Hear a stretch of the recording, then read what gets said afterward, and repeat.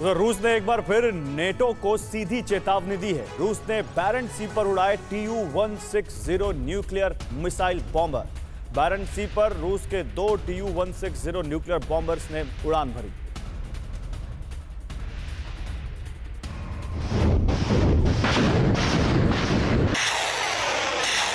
रूसी राष्ट्रपति ईरान में पश्चिम के खिलाफ खेमेबाजी कर रहे थे। ठीक उसी समय पुतिन के 2 बॉम्बर फिनलैंड और स्वीडन के आसमान में खौफ पैदा कर रहे थे। पुतिन ने यहां अपने 2 सुपरसोनिक व्हाइट स्वान न्यूक्लियर बॉम्बर्स भेजे जो फिनलैंड और स्वीडन के समंदर के आसपास चक्कर लगाते रहे। पुतिन का ये कदम इन दोनों देशों को नाटो में शामिल होने से रोकना बताया जा रहा है।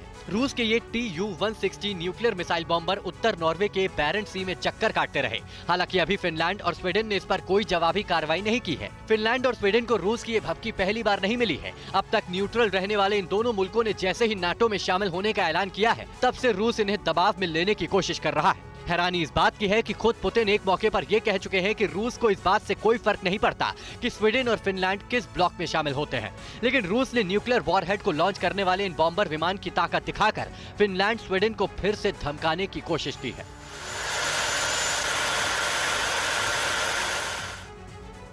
यूक्रेन रूस युद्ध के लिए ईरान ने नाटो को जिम्मेदार ठहराया है। ईरान के सर्वोच्च धार्मिक नेता अयातुल्ला खमेनेई ने पुतिन का समर्थन किया और कहा कि अगर रूस हमला नहीं भी करता तो नाटो यूक्रेन में जंग करवा देता।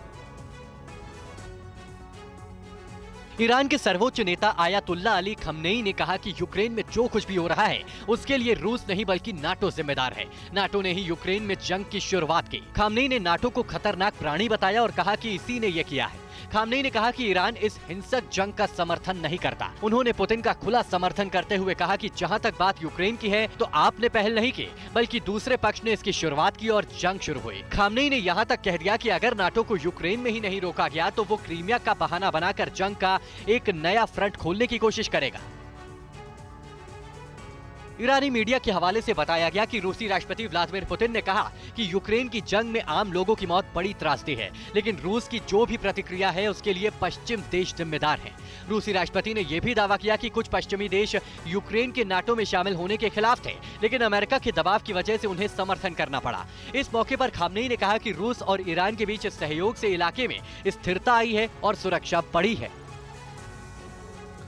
यूक्रेन में जंग के बीच अमेरिका का रूस पर बड़ा आरोप है। अमेरिका का आरोप, यूक्रेन के कुछ इलाके कब्जा करना चाहता है रूस, जैसे उसने क्रीमिया पर एनेक्स किया था।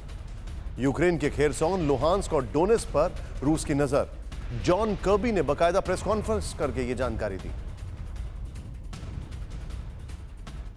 White House National Security Council के प्रवक्ता ने यूक्रेन को लेकर चौंकाने वाला बयान दिया है। जॉन किर्बी ने दावा किया कि रूस यूक्रेन में सिर्फ तबाही नहीं मचा रहा बल्कि अब यूक्रेन के कुछ खास इलाकों को हमेशा के लिए अपने कब्जे में लेने का प्लान बना रहा है, जो यूक्रेन की संप्रभुता पर सीधा हमला होगा। रूस यूक्रेन की जमीन पर कब्जा करने की जमीनी तैयारी कर रहा है, जो यूक्रेन की संप्रभुता को सीधे चुनौती देने वाली है। हमारे पास इसके पुख्ता सबूत हैं और जानकारी है कि रूस यूक्रेन के कई क्षेत्र पर कब्जे की तैयारी में है। रूस एक नई जंग की शुरुआत कर रहा है जिसे एनेक्सेशन प्लेबुक कहा जा सकता है। अमेरिका का दावा है कि रूस की निगाह यूक्रेन के खेरसोन, लुहांस्क और डोनेस्क पर है, जहां उसने अपनी मजबूत पकड़ बना ली है और यही वो इलाके हैं जिसे रूस अपने में शामिल करना चाहता है।